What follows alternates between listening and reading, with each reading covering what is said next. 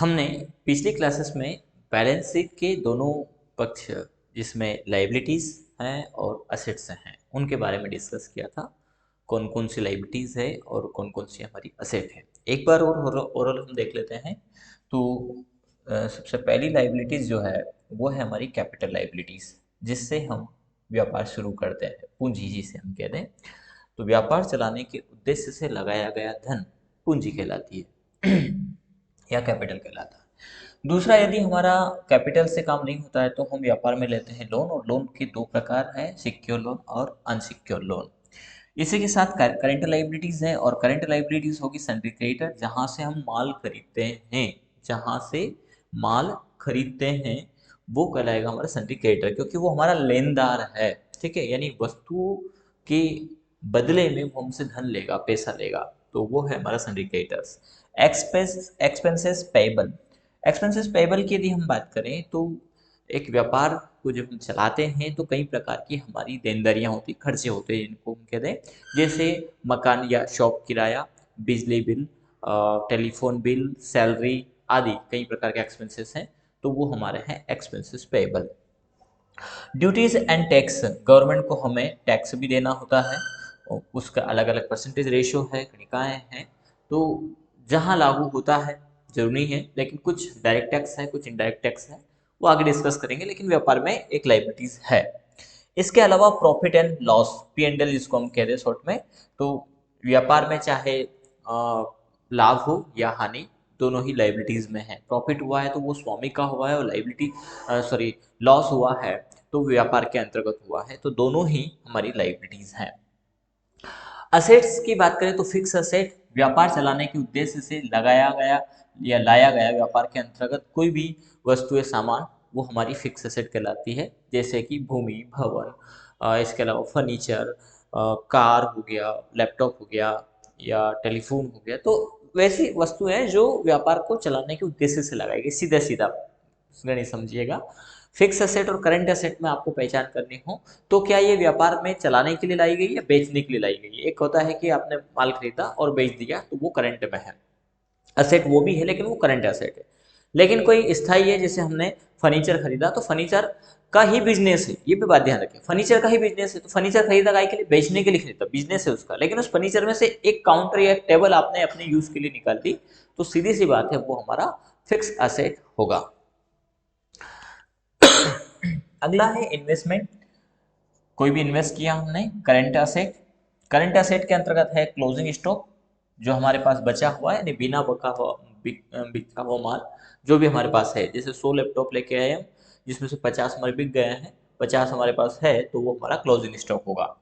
Deposit asset, कहीं कोई deposit कर रखा है हमने, तो वो हमारा डिपॉजिट असेट है।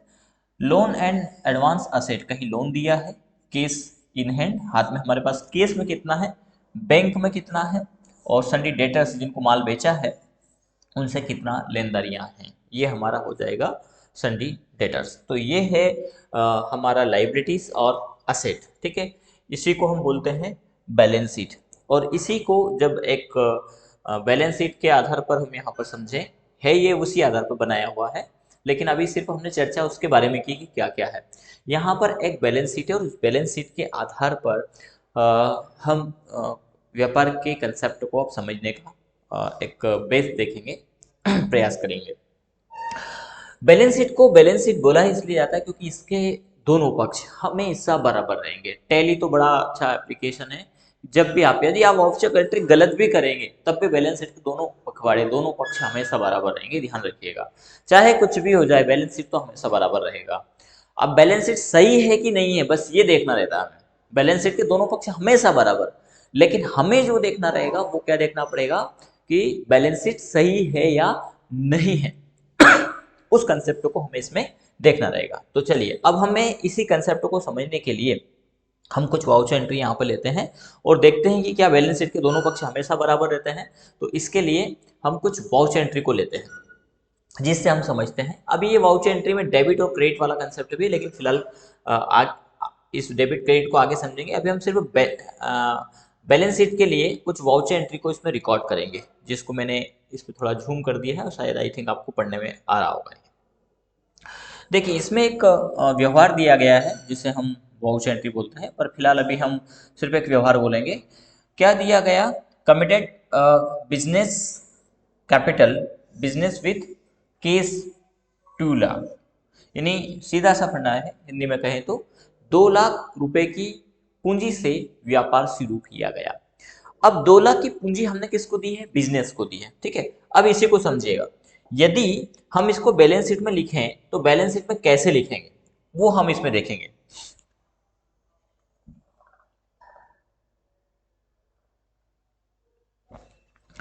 पूंजी क्या है हमारी?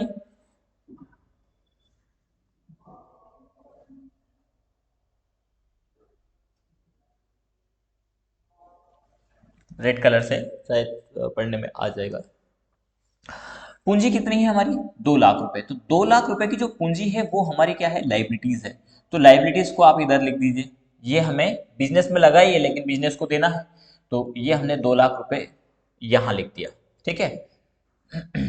अब जब 2 लाख हमने पूंजी लगाई तो वो आई कहाँ? हमने क्या किया, हमारे पास 2 लाख रुपए थे जो हमने व्यापार को दे दिए, तो व्यापार का एक अकाउंट हमने ओपन किया जिसको हम बोलेंगे केस अकाउंट। व्यापार के नॉर्मली 2 अकाउंट हम लेकर के चलेंगे, एक है हमारा केस अकाउंट, दूसरा हमारा बैंक अकाउंट। तो केस में हमारे पास कितना आया? 2 लाख रुपए। तो केस इन हैंड में हम यहां पर डाल देंगे वही 2 लाख, ठीक है। अब देखिए इधर का यदि आप टोटल करेंगे तो 2 लाख आएगा, इधर का टोटल करेंगे 2 लाख रुपए आएगा, यानी बैलेंस शीट के दोनों पक्ष हमेशा बराबर रहेंगे। तो ये पहली एंट्री के माध्यम से हमने इसको समझा है। चलिए अब इसी को आगे बढ़ाते हुए दूसरी एंट्री क्या कहती है? परचेज गुड्स फॉर केस, यानी 25,000 रुपए का हमने माल खरीदा है, ठीक है। अब जब माल खरीदेंगे हमारे पास है कितना? अब बैलेंस शीट में हम चले, हमारे पास है कितना? 2 लाख रुपए है। 2 लाख रुपए में से हमने 25,000 का माल खरीद लिया, तो 25,000 का क्या आ गया हमारे पास? Closing stock. जो हमारे पास माल आया उसको कहां डाल देंगे हम? क्लोजिंग स्टॉक में 25,000 का। अब यहां कितना बचा? तो यहां हमारे पास अब थोड़ा सा इरेज दूसरे तरीके से कर रहे हैं हम इसको, तो यहां बचा हमारे पास 1,75,000। 1,75,000 हम यहां डाल देंगे। अब देखिए यदि अब भी हम टोटल करेंगे तो क्या होगा? 2 लाख रुपए। इधर तो 2 लाख है, इधर प्रभावित होगा ही नहीं। तो यहां पर यदि अभी हम समझ रहे बैलेंस शीट को समझना क्यों आवश्यक है। टेली में हमें हर बार अभी बैलेंस शीट को लेकर के चलना है, हर कंसेप्ट को लेकर के चलना है असल में। इसलिए हम शुरुआत बैलेंस शीट से करते हैं कि दो पक्ष है और दोनों पक्ष को हमेशा बराबर लेकर के चलना है। क्या व्यवहार होता है नॉन कॉमर्स के लिए खासतौर पर, कि एक अकाउंटिंग क्या होती है, कैसे व्यवहार व्यापार चलता है। तो व्यापार को आपको सब सपोज करना है कि इस प्रकार से हमने काम किया है, और वही जब हम रियल में जाएंगे तो हमें बड़ा आसान हो जाएगा कि अच्छा ये इस प्रकार से हमें लिखना है हमको। तो बैलेंस शीट को मैनेज तो टैली खुद कर देता है, लेकिन व्यवहार कैसे होते हैं उस बैलेंस शीट का कोई पक्ष यदि गलत है तो कैसे गलत है वो कैलकुलेशन के लिए हमें समझना पड़ेगा कि कैसे। यानी दो व्यवहार हमने लिखा, तो पहले व्यवहार को लिखा फिर दूसरे व्यवहार को लिखा, तो होगा तो यही ना, 2 लाख रुपए का आपने माल खरीदा, सॉरी 25,000 का आपने माल खरीदा, तो माल 25,000 का, तो केस में इतना बचेगा, 1,75 ही बचेगा ना। तो शायद लिखने में मिस्टेक हो गया, 1,75 लिखना था हमें, 75। इरेजर इसका पीपीटी का है असल में, देखते हैं शायद अब काम हो जाए। हाँ हो जाएगा। तो हम यहां पर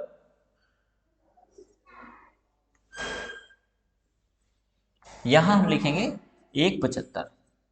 तो यानी कहने का आशय है कि दोनों का टोटल करेंगे तो वही 2 लाख रुपए हमारा यहाँ पर होगा। अगली voucher entry, sorry voucher entry वो रूटीन हमारा यही है। अगला क्या कहता है उसी को हम लेकर के चलें। तो अगला कहा गया कि सेल्स गुड फॉर कैश, हमने माल बेचा है। अब माल बेचा, देखिए 25,000 का माल खरीदा था, उसको 30,000 में हमने बेचा है। तो इसको हम कैसे रिकॉर्ड करेंगे, यानी बैलेंस शीट में यदि हमें लिखना हो तो कैसे लिखेंगे।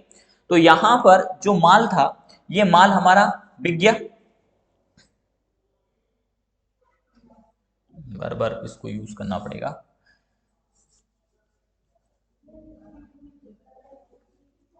अब माल बिका है तो ये केस में आ गया हमारे पास। तो केस में हमारे पास पहले कितना था? केस में पहले हमारे पास था 1,75। अब 5,000 का हमारा फायदा तो हमारे पास टोटल केस कितना हो गया? अब हो गया हमारे पास 2 लाख। तो ये पहले से था ही, और 5,000 का हमारे पास प्रॉफिट हो गया। अरे बाबा, यदि इरेज ऑल करेंगे तो मामला गड़बड़ हो जाएगा।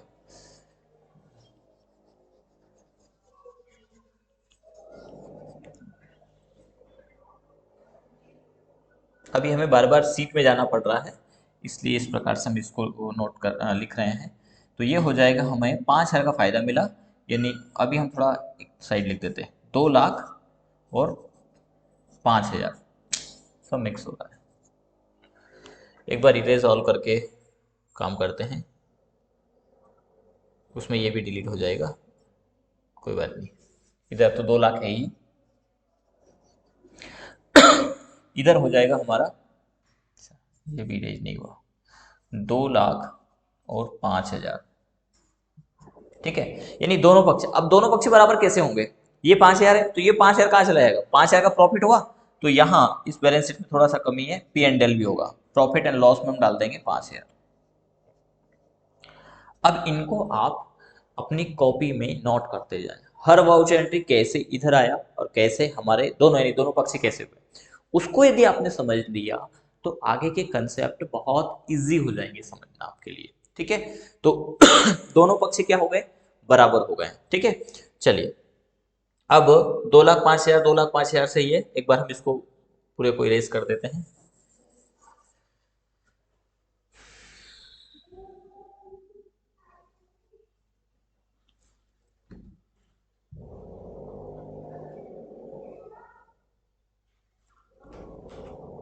थोड़ा इसका इंक नहीं चल रहा है, इसका कोई समाधान निकालेंगे, अभी तो फिलहाल बोर्ड पे लिखने से भी एक इश्यू है कि वो स्क्रीन को आगे नहीं चलने देता है।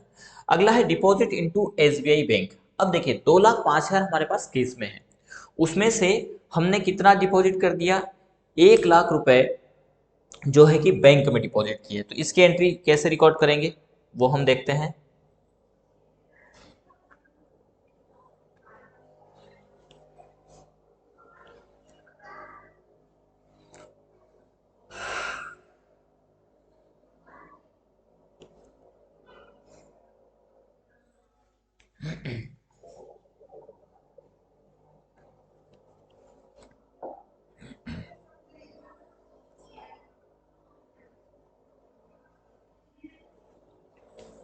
हमारे पास इधर 2 लाख है, प्रॉफिट एंड लॉस जिसको शॉर्ट में पी&एल बोलेंगे हम, यहाँ 5,000 है, प्रॉफिट हुआ 5,000 का। अब ये केस कितना है हमारे पास, 2,05,000, जिसमें से 1,00,000 हमने बैंक में, तो बैंक वाले अकाउंट में आप डाल दीजिए 1,00,000, और केस में हमारे पास हो जाएगा 1,05,000, इस प्रकार से टोटल बैलेंस अभी भी वही है। तो ये अगले बैंक के एंट्री होने के बाद ऐसा होगा, ठीक है। अगला क्या है, सैलरी पेड, कितना केस सैलरी हमने 5,000 यहां पर दिया है।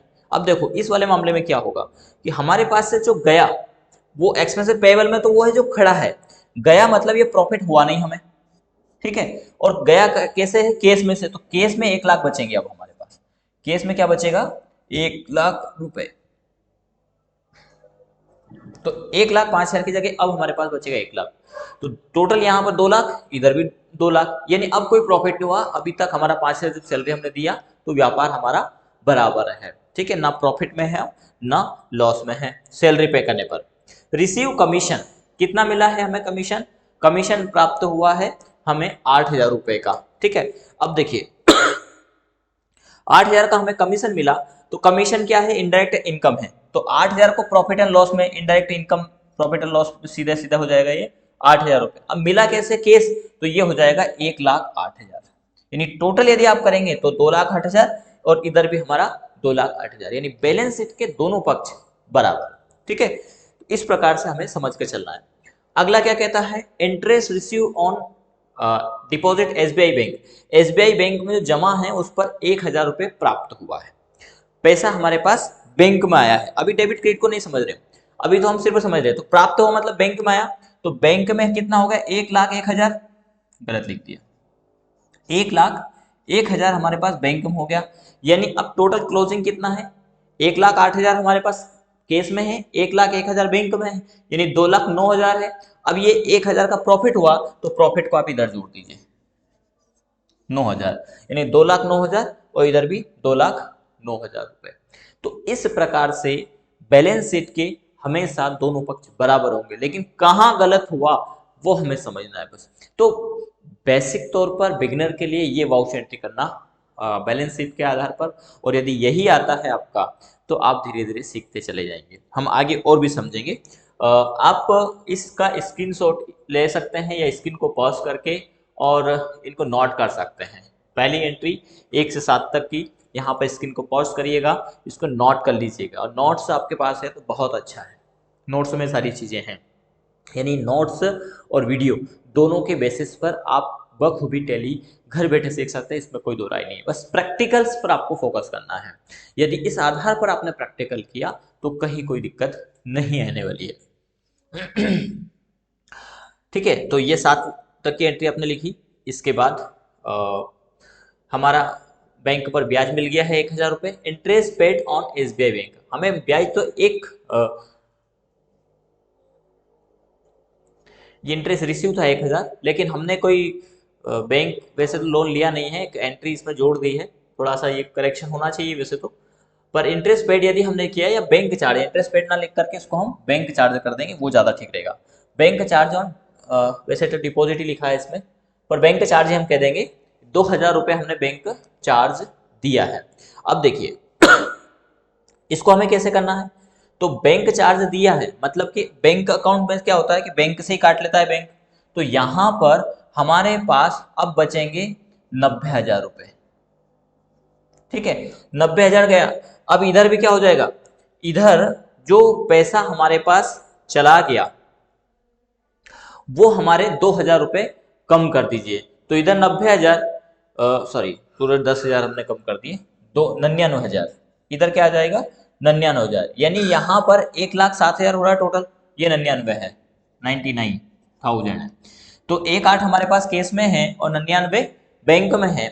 2,000 हमने पेमेंट कर दिया, पेमेंट गया वो हमारे पास यहाँ नहीं है, तो प्रॉफिट एंड लॉस हमारा 9,000 का नहीं, प्रॉफिट हमारा 9,000 का नहीं होगा, प्रॉफिट होगा हमारा 7,000 रुपए का।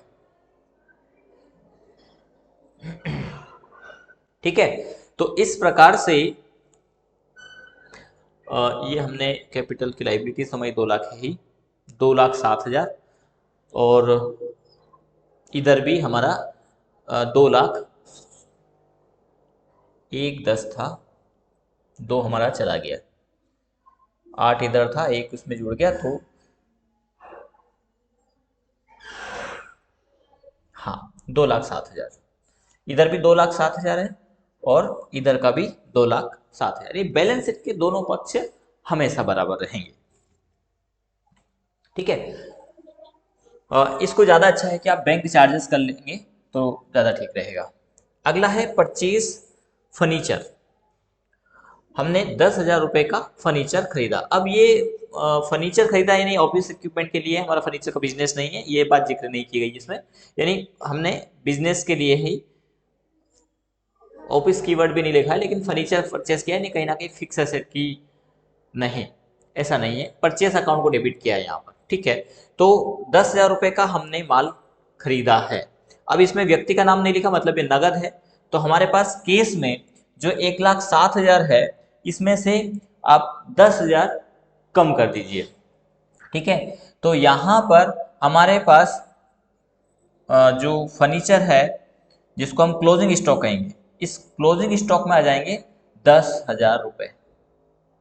ठीक है, और केस में से हमारे 10,000 रुपये कम हो जाएंगे। तो अब इसमें से यानी करना क्या है, हमारे पास जो केस है इसमें से आपको 10 कम करके और फिर इसको लिख देना है, यानी यहाँ पर 98,000 हो जाएंगे। टोटल वही रहेगा, टोटल वही 2,07,000। ठीक है, अब ये बहुत सारा मामला ऐसा हो गया है, हम मार्कर का कलर दूसरा यूज कर सकते हैं, उससे शायद समझ में आ जाए। ये इरेज का इशू है थोड़ा सा इसमें, या तो ऑल इरेज हो रहा है या सिंगल हो रहा है तो वापस रिपीट हो रहा है। ठीक है ना, तो 98,000 हम इसमें डाल देंगे, और बैंक में 99 है ही हमारे पास, तो ये लिख करके चलिएगा। और आप ज़्यादा अच्छा है कि पेंसिल से करिए, उसको थोड़ा सा रफ करते जाइए, तो आपको बखूबी वो दोनों पक्ष धीरे धीरे समझ में आते जाएंगे। तो इस प्रकार से बैलेंस शीट के दोनों पक्ष बराबर रहेंगे। इसी को आप एक बार पूरा करके देखिए और जो टोटल आना चाहिए वो 2,07,000 आपका आना चाहिए। यदि यहाँ तक आता है तो हम आगे फिर वाउचर नेगेटिव देखेंगे, आगे डेबिट क्रेडिट भी देखेंगे और क्या क्या कंटेंट इस पूरे ड्यूरेशन में रहेगा उसको भी हम बखूबी समझ करके चलेंगे।